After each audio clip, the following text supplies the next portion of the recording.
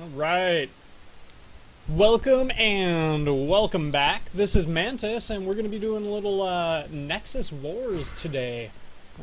Nexus Wars is a tug-of-war battle in which you choose units to build, and they go back and forth here, tugging and warring. The objective is to destroy your friend's Nexus, or your, I guess, enemy's Nexus in this case, because your friends are on your side. And basically just win it up. Now, a few things nobody notices for a long time, but is rather important, is what I'm clicked on here. We got a scanner sweep, chrono boost, and a point defense drone. Now, these come in super handy when they're pushing back and forth. But as you can see on the left side, we're gonna have Trolldemort, sweet frickin' name if I do say so myself. Chuckles, that's a buddy of mine.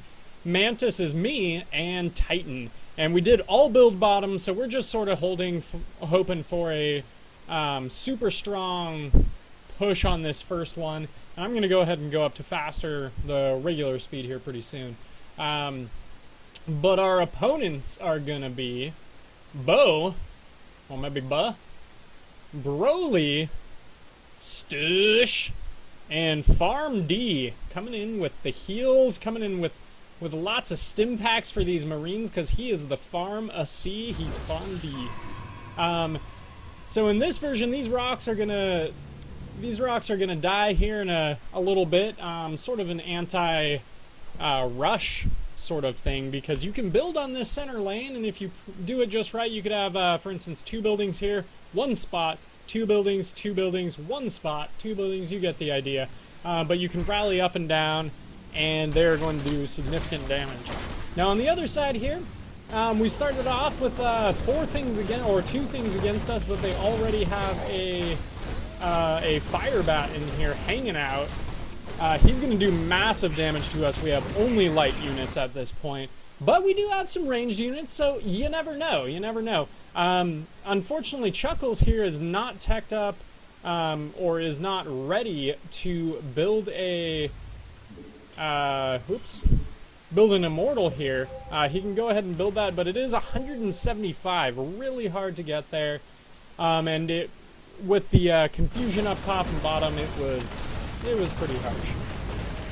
And of course, I'm not actually playing this right now. I'm doing a replay because, well, frankly, it was a game that I don't know quite the outcome.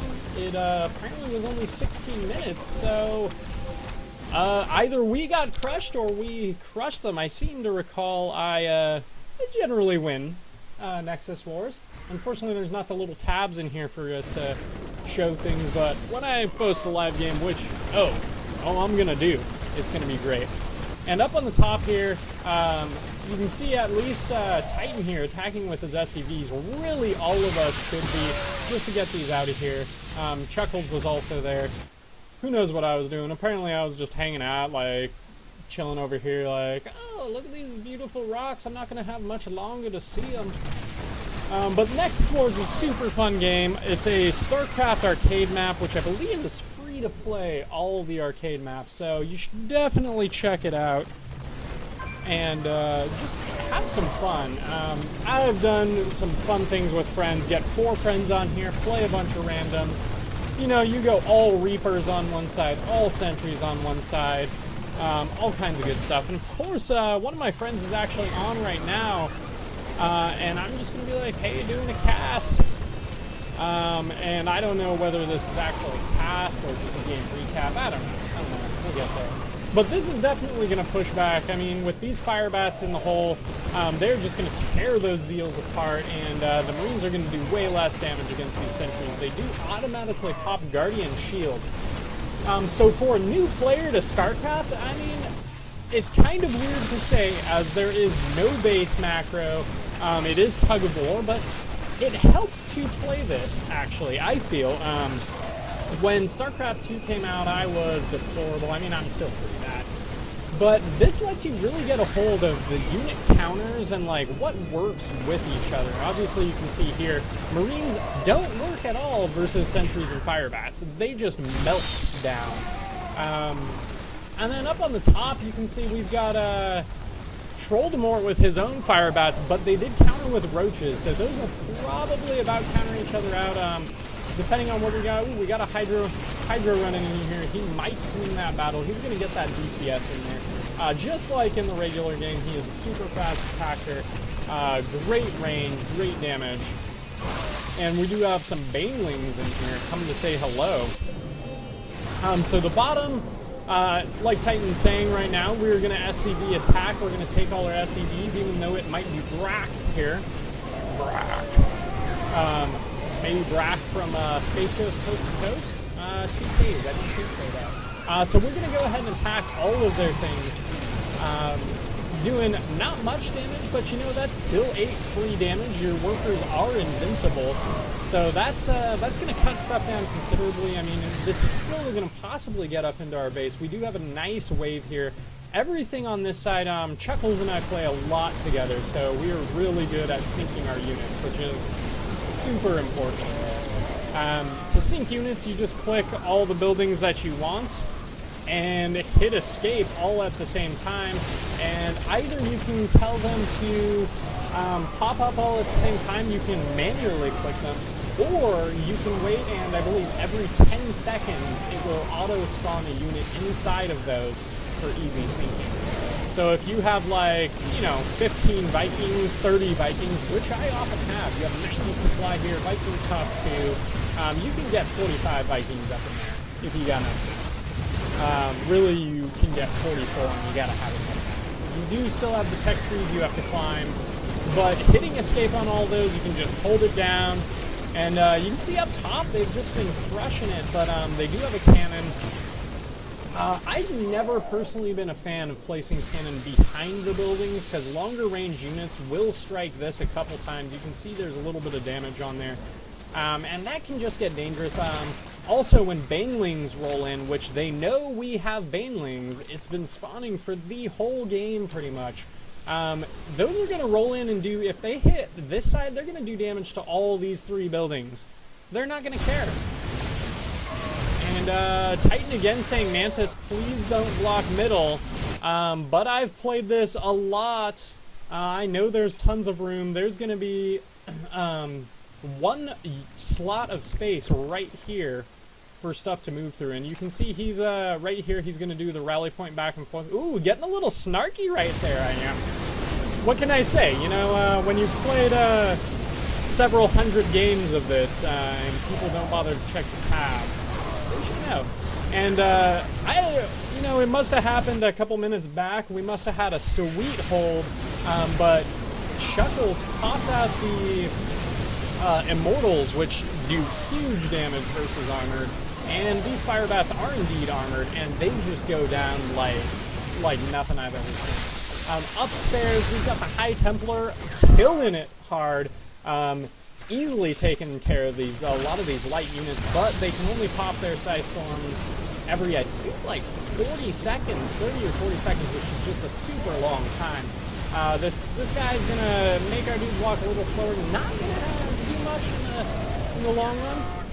This is something you should have 2 cannons against all this. These Marauders are really good. They're gonna be able to take stuff down. Don't think I have Stimpak, or nope, don't have either one of those, but they are just still. We have a whole bunch of anti-armor.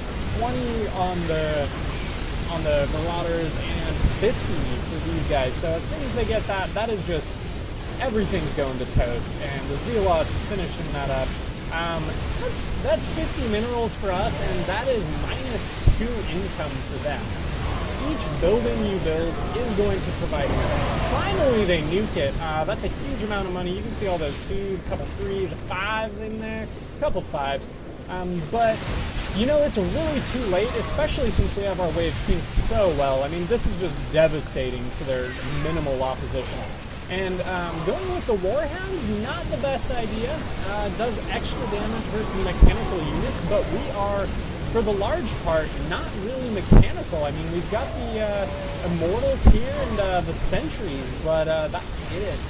The Marauders are just going to tear through those Warhounds, and then the Marines are just doing solid DPS on everything, just able to pour it out because the Zealots, the Marine, or the Zeals, the Immortals, and the Marauders are all stuck in that damage up. Up top, we have a sweet Locust Siege. These guys are going to go ahead and burrow and give out a couple Locusts for these to deal with. And immediately popping up, getting back into range. The AI is really impressive on how they did that. But as you can see, they are a really strong 12 damage. And they're essentially free units, even though they only go maybe the space of one screen before they time out.